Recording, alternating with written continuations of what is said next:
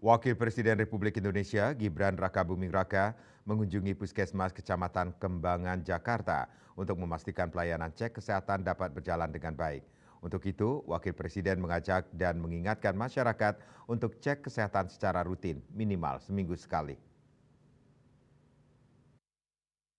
Wakil Presiden Republik Indonesia Gibran Rakabuming Raka mengunjungi Puskesmas Kecamatan Kembangan, Jakarta untuk memastikan pelayanan cek kesehatan dapat berjalan dengan lancar dan baik. Untuk itu, Wapres mengajak masyarakat untuk mengingatkan cek kesehatan rutin minimal seminggu satu kali. Wapres RI mengawali peninjauan dengan melihat pusat layanan ibu hamil dan anak, Kids Corner. Gibran juga sempat berdialog dengan sejumlah ibu hamil yang akan memeriksa kehamilannya. Dari layanan Kids Corner, Wapres beranjak menuju layanan screening tuberkulosis. Wapres Gibran melanjutkan peninjauan layanan cek kesehatan gratis. Ia pun juga sempat berdialog kepada sejumlah warga yang hendak melakukan cek kesehatan gratis.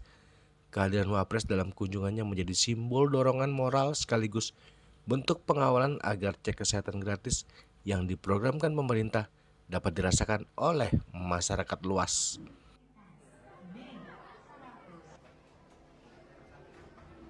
Dari Jakarta, Juli Soeharto dan Ketut Sumadiasa melaporkan.